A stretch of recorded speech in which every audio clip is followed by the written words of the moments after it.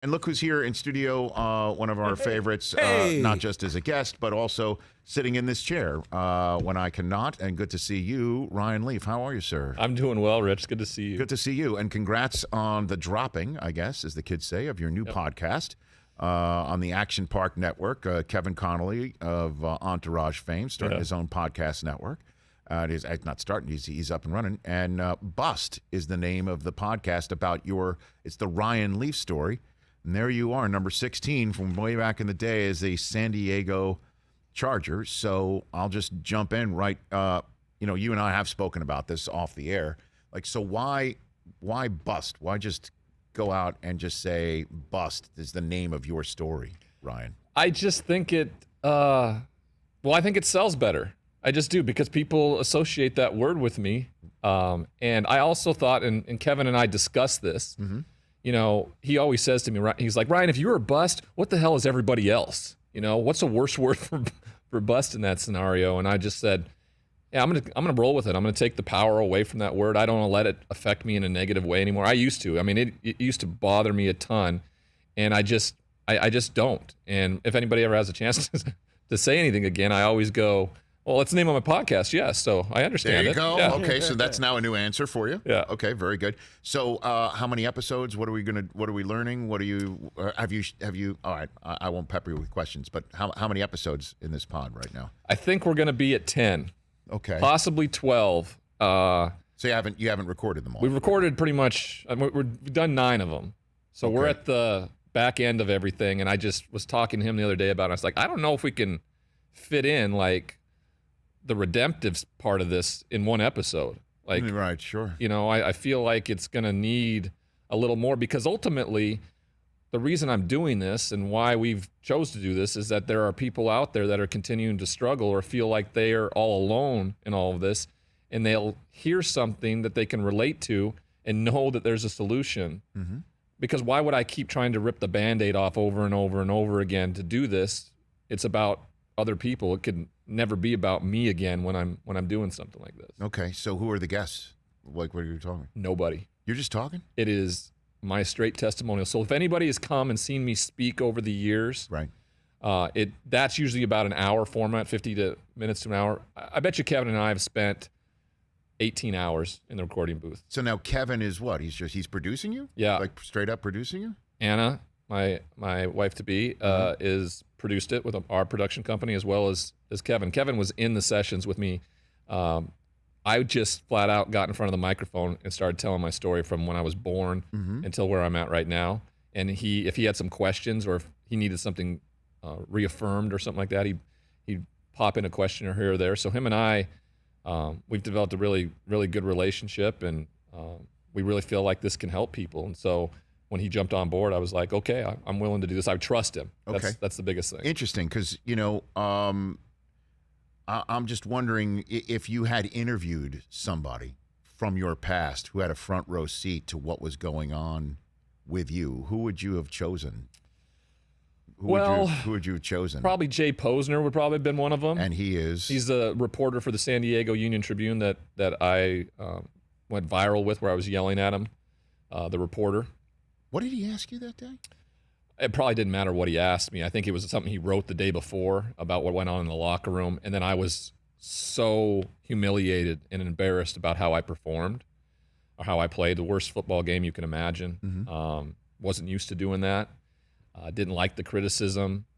He reported something that was private in the locker room after that Kansas City game. Mm-hmm. And after our little gaggle or press conference in the locker room on Monday, I asked him to stick around and tried to be the intimidating, big, tough football player and tell him how it was. Like, you were a peon, I am the star. Mm-hmm. You're going to do what I tell you to do, or we're not going to have a relationship moving forward. And he knew that he kind of had me and baited me a little bit. And then there was a camera in the corner of the locker room, panned around, of course, and caught that. And it became kind of a caricature of who I was. I didn't yell at any more reporters after that, but still to this day, like, you know, Ryan Leaf yells at reporters. That's just what it is. And the internet had just started, and it became one of the first viral videos that existed. So, like when Jim Everett's they talk about the Jim Rome interview. Right. When they talk about Mimi, they talk about the the blow up with the reporter. So I get it. So he probably would have been a good. I've interviewed him before on a San Diego radio station. I've made my amends with him. I think my best point was that I could have handled that better. Yeah. So if you could go back in time, obviously this podcast wouldn't exist. Right. But if you could go back in time, what would you have told your younger self? I would have just, I wouldn't have changed anything. I would have treated people better.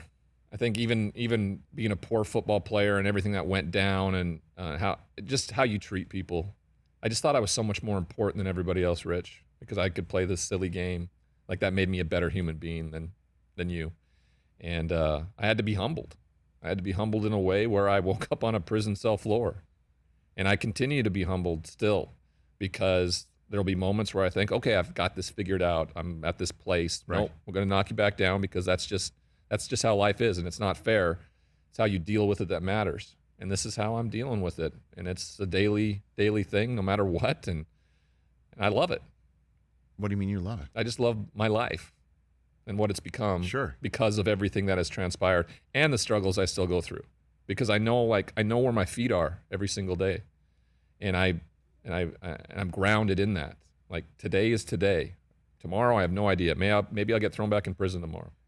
I have no idea. But if I do today what I did yesterday, most likely I'll lay my head down, feel at peace, and go about my business the next day too. Ryan Leaf here on the Rich Eisen Show in person. Bust is his new podcast out of the Action Park Media label. That's Kevin Connolly's label, and he's producing you, and so is Anna was producing you as well, and you're here on this show right now. So nature versus nurture, we hear that so much when it comes obviously to quarterbacks in the NFL and the situations that they're put in, and clearly there's more than just football at work as to what had happened to you and where you are today. But do you think that there were football things that if they were different team, different city, different scenarios, that you weren't attached at the hip to Peyton Manning being drafted in, or if you weren't thrown right in and have that sort of expectation level placed upon you, that things would have been different, do you think, at all? I'd like to think so, but then again, I know who I am, and geography doesn't change who you are. Like, I was the problem. Like, it may have been covered, my character defects may have been more masked if I had Marshall Faulk running the ball and Marvin Harrison to throw to. But ultimately, if I would have led the league in interceptions like Peyton did his rookie year, I don't know how I would have handled that. I would have seen that as a terrible failure. And, of course, I dealt with failure so poorly. So I think ultimately, no matter where I went, there I am. And that's the issue. So I always have to keep that in mind. They asked me the question a lot, like if I had the same kind of mindset now that I did back then, would it be different? Yeah. Well, of course it would be different, because I would have thought of things much differently. My talent was second to none. That's why the moniker Bust exists. You have to be extremely talented to be considered that. Like, they don't talk about a guy who was drafted in the 7th round and plays for 3 years and really doesn't play. Right. That's just not the same conversation that exists. So you have to be extremely talented, and then when you don't live up to those expectations, people, for whatever reason, I guess find a little joy in the fact that name can be associated to it. So it's, by doing the podcast, it's simply my testimony from the beginning to the end, and we're hoping to kind of take away really and redefine what the word bust means. And that's where season 2s and 3s and 4s come in, where now I've set this precedent. Like, I can take this to somebody who struggled or is continuing to struggle and say, hey, here's a platform for you to do the same thing, to tell your story, to be therapeutic in a way for you, and maybe to educate others and kind of explain what you went on. And now there's a platform for that. You may not like the name, and that may dissuade you from doing something like that, but I think there's a lot of people in many genres of sports that I'd love to talk to in years to come about those things. Guys that were supposed to live up to such high expectations didn't. How have they dealt with it? Are they in a positive and negative space right now? I think it'd be extremely interesting. What would have been the reaction after, you began to struggle in that public moment and the blow up in the locker room with the reporter? You mentioned his name, Jay Posner. What would have happened if back then you had put out a statement, I need to step away from the game to work on my mental health, similar to what Calvin Ridley just did? What would the reaction have been back then? Would have been crucified probably, right? 1998? They would have looked at me like I was nuts. It was, let's put it this way, Rich, and I think I've talked to you about this. Yes. There's never been a trailblazer for any of this, right? So when I was deciding on whether or not I should continue to play, I was in Seattle. Mike Holmgren was the head coach. And instead of walking into his office and going, Mike, I don't know what's wrong. I can't get out of bed. I feel sad all the time. I feel lazy. I don't know what to do. Can you help me? There's been no one in my lifetime growing up in Montana with the cowboy culture and in the locker rooms. I've never seen another man actually do that. So how was I supposed to know to do something like that in that moment? Like the moment was too overwhelming for me as a 21-year-old trying to lead a bunch of men. It would have not been accepted. And it would have never have crossed my mind to even say something like that, because that wasn't a solution that I could use. I never even thought about that. What a thing to stand up in front of the cameras that next day when I was reading off an apology my dad helped me write that I just tossed into a locker because I didn't want to read the apology, and say, I'm really struggling with my mental health here. The moment has gotten too big for me. I want to do this. I want to do this well, and I need to step away and make sure I'm doing it the right way. Boom, that blows my mind right now when you say that. Because you're a great interviewer. Oh, well, please. No, I love talking to you about this stuff because it is so damn important. It's so important, and what you're talking about and what Jay Glazer talks about, and I know you're active with merging vets and players and how Thursday night I'm going to do the workout in Dallas at AT&T Stadium with all the community and vets, because I'm calling the TCU game this weekend. So you're going to go do that, which is where everybody can get together and you work out. So you work your body and then you work your mind and you work your heart all in one night, where you work out together, you get the sweat going, and then you sit around and you talk. My wife and I have been privy to these conversations and these gatherings, and so it is important, and it's just pretty, what's the word for it other than cool, that we're seeing Calvin Ridley can step away, right? And there aren't people, and if they are, it's like, to hell with you, hey, they could have used him this week in Dallas, and you're not hearing any of his teammates say any of that. We had his coach Arthur Smith on this past week, and he's like, when I asked him, like, so are you going to check back in with him to see what's going on? He's like, I don't want to talk about that. And we're just treating it like, I'm not going to sit here and just say we're putting a time frame on it. Right. This doesn't have a crutch. It doesn't have a cast. It doesn't have anything like that. So I'm just wondering, like, if that outlet was in fact available to you in 1998, you probably wouldn't even have taken it, you think, because of the way that it was looked at the time, or yeah, I mean, there was no, like I said, a trail. There was nobody. I would have been like the first to do that in that moment, and they would have been like, "Oh, what a terrible mistake we made. We drafted this guy that was completely incapable of functioning." And one of the biggest comments about me is that I was so talented, but I didn't have the acumen. I didn't have what was between the ears, right? There was a local kid from my high school who was an amazing quarterback. He was this guy I looked up to. He was the state champion, and he would go on to greatness at the University of Montana. And they always would tell me that if I had, his name was Dave Dickinson, if I would have Dave Dickinson's mind, I would have been a Pro Football Hall of Famer. And there may be some truth to that. He was one of the smartest people because he was completely undersized. Won the Walter Payton Award, won a national championship at the University of Montana, played in the CFL, won Grey Cups. He's now coaching up there. One of my heroes growing up. So there may be some truth in that. But I also think you can tell from the fact when I host your show and who I am now, like, my brain works just fine. It's a matter of how I chose to use it at the time. I chose to believe and think that I was just above everybody else, so I couldn't show any weakness. Okay, so we are now 10 weeks into the NFL season. Ryan Leaf, the best team in the NFL, is... I have no idea. Do you have any idea? Well, correct answer. Yeah, it is the correct answer. I would tell you right now who I think is probably playing the best and who is going to move forward and do some good things. Let me guess. The team that's playing the best football right now and is going to move forward, to me, is New England. That's my answer for you. I think it's the Patriots. I mean, they are playing Isn't that incredible? Incredible football. What Belichick has done on the defensive side of the football, put aside what Mac Jones has done in his development. Right. I mean, early on in the season, there were some mistakes that cost them games. That first game against Miami, if they don't fumble the football, right there, they're in a great position. So, yeah, I think they're playing the best. Now, Green Bay is the other team that's out there that you're like, if Aaron Rodgers plays a week ago, they most likely beat Kansas City. I would agree with that. So their only loss would be just this inconspicuous or indescriptive first game of the season against the Saints. Right. So right now I would say the Patriots are playing the best. Green Bay, the loss of Aaron Jones could be something, but A.J. Dillon really stepped up on Saturday or on Sunday. Man, sure did. And then Tennessee, they just keep figuring it out, but I don't have a lot of faith in it. I mean, a 2-point win against the Saints, against a backup quarterback on Sunday. Well, here's the thing about the Titans in Mr. Hoskins, if you can put their schedule up. I don't see how many more losses they've got in front of them. Yeah. They've got both games against the Houston Texans remaining, starting with this week. They have the game, I think, that's going to tell a lot, New England. They got to go to Foxborough.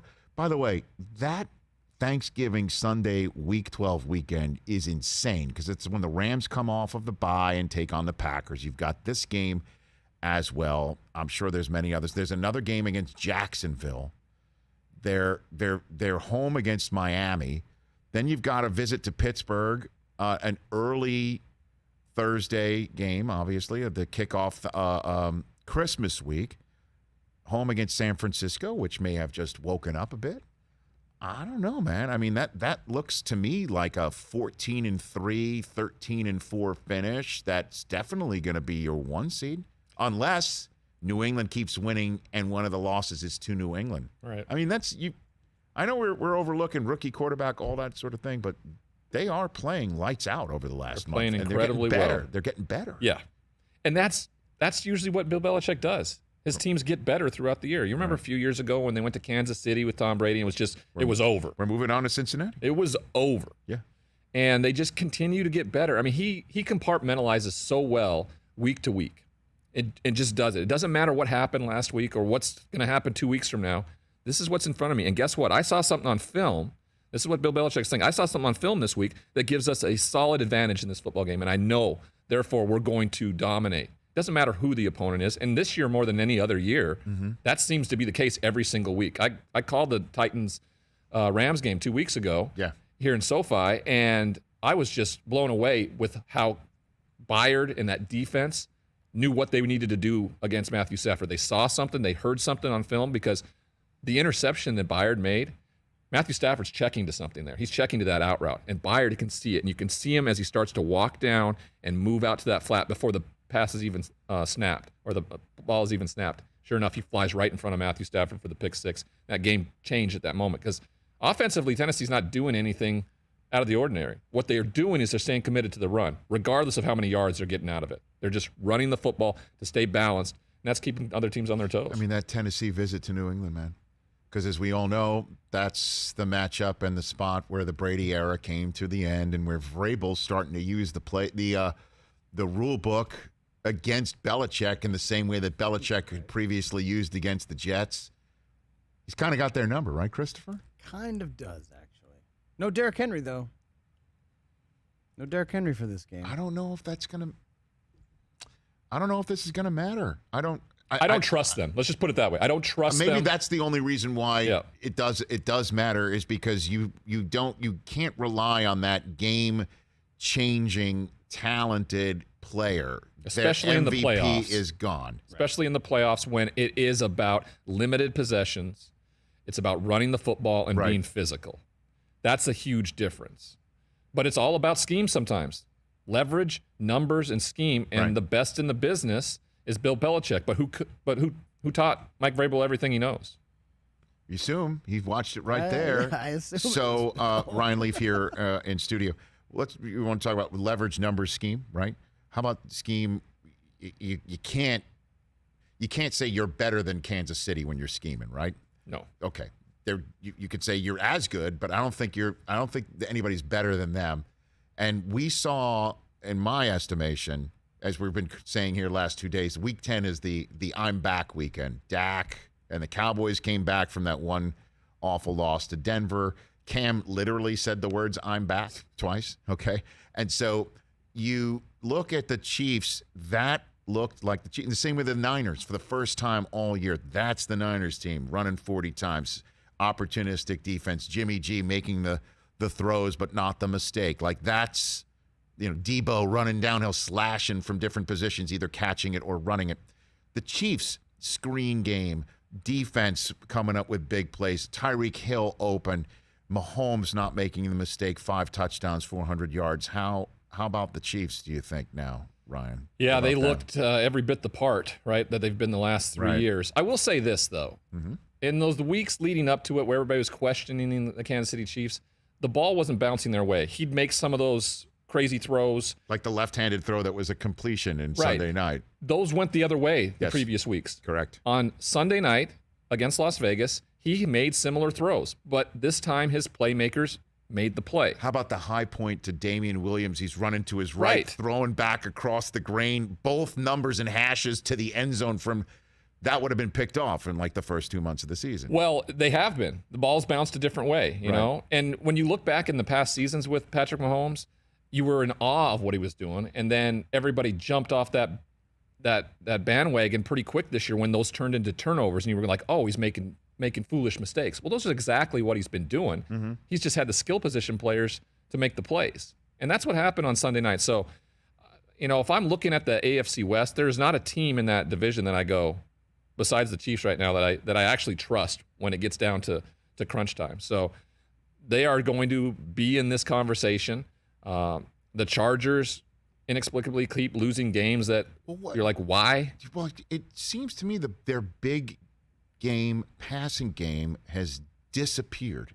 Now, I don't know if it's Mike Williams getting hurt, but I also saw like a target sheet, like the number of where the ball was going, where the ball's going, Justin Herbert, and everything was like within 10 yards of the line of scrimmage, and it's kind of like he's got the big arm, he's got the legs too. Like where has that game been the last month? I think what people saw, other than the game in Philly, he had a great game in Philly, but I think what the people saw, or in particular defensive coordinators, is that dude gets it when they blitz. I mean, flat out can make explosive, huge plays when you blitz.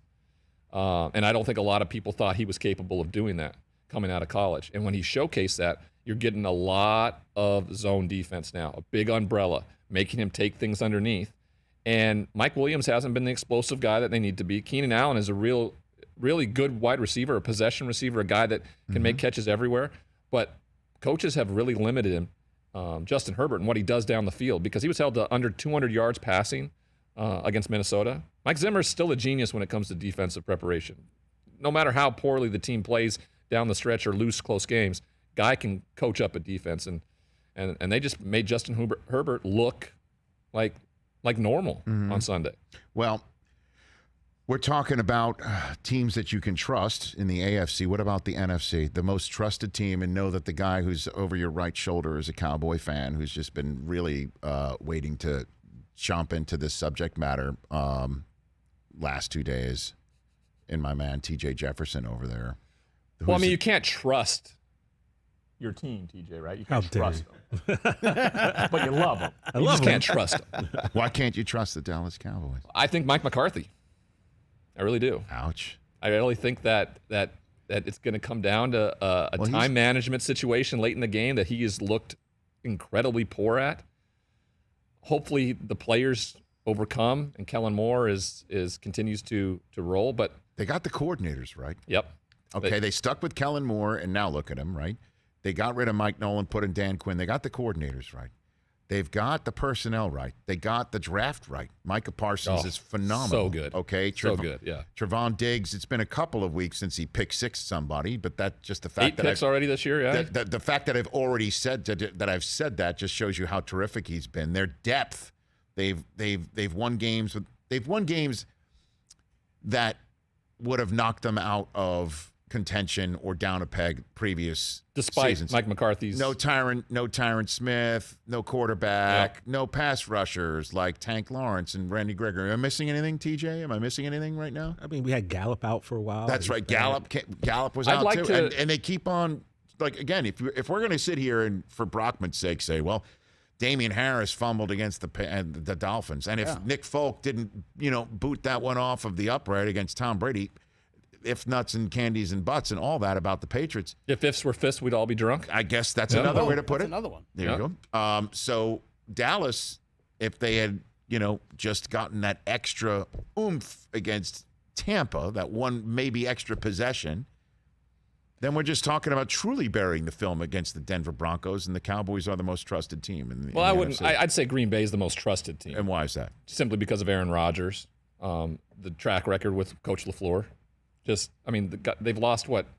He's lost 8 games in his first 3 seasons so far. So far, yes. So I trust them more. And the fact that if they can get the 1 seed and make everybody come through Lambeau, this time with a real home field advantage. Remember last year when the NFC Championship, it was a limited fan base. It wasn't. It would have been the first time they got to host an NFC Championship. It wasn't loud. It wasn't raucous. The weather wasn't incredibly poor. If Dallas has to go to Green Bay for an NFC Championship, I find that to be really difficult. And I trust Green Bay more than I trust Dallas. That's not to say that I don't think Dallas can be that contender. They've won despite of Mike McCarthy's mistakes early on in the season. Yes. And they may be able to overcome that. So I don't trust him as much, TJ, but your team has a real shot this year. I think so. I don't know if that means anything coming from me, but there you go. No, it means a lot. No, I mean, you just went higher register, though. Your team's got a real shot this year. I mean, look, really I might have to cancel my Leaf Cowboys jersey that I ordered, but I'll let that. Why did you order one? I'll give you one of mine, buddy. Game worn, I'm with it. Let's go. I don't know if it's game worn. It's in mothballs somewhere. Mom and Dad have it in their closet in Montana somewhere. There you go. Call it Montana. If you find it, you know who to give it to. All right. So before I send you off onto your good Tuesday, sir, if you can do something for me, yeah, I'd like to rely on your college football acumen and knowledge and expertise, and I'd like you to give me the scenario in which 2 Saturdays from now, I am bouncing off the walls, walking on air, because Michigan has just beaten Ohio State. Is there a scenario? Paint it for me how that is possible in 2021, Ryan Leaf. This team's different. This team just has a physical nature that hasn't existed in terms of how they run the football. With Jim Harbaugh's teams in the past. And what they did against Wisconsin and what they did last weekend in Happy Valley really, that's a game that they normally wouldn't have won. It was close. It was tied. They ran a great play call where they ran a pick and it made the Penn State players run into each other, and it turned into a huge touchdown that ultimately won them the game. Correct. Those things in the Jim Harbaugh era haven't been consistent. He always lost big games, especially on the road.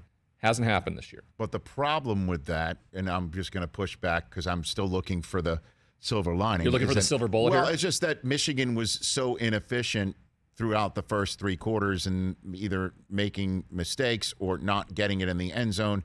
And certainly against Wisconsin, it was just a different team. Those teams are not Ohio State, where literally it appears every person who catches the ball is not only wide open by 5 yards, but they're going to be a top 5 pick in the NFL draft. And so that's been the problem, is that when Michigan is inefficient on offense against Wisconsin or Penn State, or has to settle for a field goal instead of scoring a touchdown, they're down by 3 scores against Ohio State and things get out of hand. How can Michigan, do they match up well against Ohio State's defense in your estimation? Well, I don't. What? I don't want to just crash your dreams here. It's okay. No, I did ask for the scenario. Right. I didn't. You had asked for the scenario, and that's what I was trying to give you. Well, I don't know how plausible that scenario is. It's not very plausible, Rich. I'm sorry. All right? Ohio State is a juggernaut on offense. You are exactly right. Now, C.J. Stroud is still young. Yes. Still hasn't a ton of experience. He's been very good, but there's been some defenses, Nebraska in particular, Oregon for sure, that found ways to limit him. Well, Michigan's got 2 guys on the edge who are just I know. playing with their hair on Hutchinson fire. is a baller. He reminds me a ton of Joey Bosa. He really does, how he comes off that edge. So if he can become that type of player in that type of game, why not? Why not us, Michigan? Why not? All right. At least you're living in the good life. My state of college football has neither one of their head coaches. It's going to be an interim. I'm calling the Apple Cup next week with 2 interim head coaches in it. So, how many interim head coaches can a single conference have? What we have right now, 3? Who's going to be USC's next guy? They're already talking. I saw Bruce Feldman, our friend from Fox, is talking about Baylor's HC. Oh. I've covered Baylor twice this year. I've spent a lot of time with Dave Aranda. He's not going anywhere. That dude and his family love Waco. Okay. The people around there, the team he's put together. Okay. I don't believe Dave Aranda's going anywhere. So who's USC going to get, do you think? I have a theory around college football, and name me a big city team in college that is just baller year in, year out. They don't exist anymore for whatever reason. It's about rural communities that just get after their football programs. Tuscaloosa, Athens, those places where they're tight-knit communities, for whatever reason, it's just the players are not lost in the shuffle. I find it very difficult to make LA a contender in college football again. I really do. Why? I just think USC is going to have a real problem with that. I've never heard that one before. So, why? Because there's many different distractions. And things like that? The fan base, it doesn't exist as much. USC has this brand, this sustaining brand that I think could get them through it. I really do. Right. But I think it's going to be a struggle. Put that as a poll. Ask that question on your show. Like, what big city team is just balling year in and year out? I mean, Notre Dame is not considered Chicago, even though Chicago considers Notre Dame Chicago. Right. Obviously, New York City doesn't have one. Miami, but they Miami's in. They haven't been good for a while. I mean, Miami is in the absolute toilet right now. Yeah. They're. It's a weird theory, but I was talking about it with some of my buddies last weekend and going, because the Washington job just came open, and I'm like, Columbus, Seattle. Columbus is not a huge Columbus. I know. Is like Austin and Houston. They're not. I mean, Houston is Texas a powerhouse. Texas is Texas is gross. Gross. I like that one. It's gross. I picked them to go 7-5. They're gonna go 6-6, or maybe. I got Kansas this week too. The hottest team in college football, by the way. Hottest team in college. Hey man, they gave Oklahoma a scare, and then they took Texas right out. How cool was that ending, right? Oh my gosh, yeah. And I saw the video of the parents. The kid who caught the 2-point conversion. Never played an offensive snap Did until you that see play. this story, Chris? No. It's unbelievable. The tight end? Yeah. Never played a snap of offensive football. What? He's a walk-on, and he caught the winning 2-point conversion to beat Texas. And the parents are shooting the video. And At the opposite end of the field. I'm getting goosebumps here. Were they in the last row? No, they were in the first row. No, the first or close row. It looked like the Loves still have the worst seat in the history of football, rooting on somebody who who they have as family. It's incredible stuff. All right. There's a theory on that, though. Put the Loves up there. They don't have to hear bad stuff being talked about. If you're down in the mix, you don't have to hear anything from the fan base. So you'd rather your family be all the way up there? Oh, I put my parents in the nosebleeds every time we were on the road. No kidding. Yeah. And then I told Mom to put the radio broadcast on, the home radio broadcast on in her ears, so she didn't have to listen to. That could be in one of the final episodes of season 1 of Bust. Yeah. Everybody, thanks for coming in here, Ryan. Really appreciate it. Good to see you. Everybody, check out Bust. Is where podcasts can all be acquired. The Ryan Leaf Story, season 1 of hopefully as many seasons as you'd like. Oh, and by the way, before we go, you're heading to London now. You're going to be a correspondent. What do you do? I'm going to be the NFL analyst in London for Sky Sports NFL. And then this year we come here for the Super Bowl, so I'll be able to work through that process too. That's going to be a lot of fun. You're a presenter, apparently. That's what they call, or you're going to be a presenter. That's what they call on-air personality. Really? Well, that's a host. I don't know what they call an analyst. I don't know. I don't know. They keep telling me I'm an analyst. Okay. So Okay. I'm going to go with that. Have you seen Roy Kent's behavior on that role on Ted Lasso? That's the bar. I think I could be a good Roy Kent. I do. You should go and just do the whole Roy Kent thing. I think we're going to be staying in Richmond, actually. There you go. Very good. Yeah. Fantastic. Well, hit the believe sign on your way out. Hey, you watched all the way to the end. Thanks for that. Watch more right here.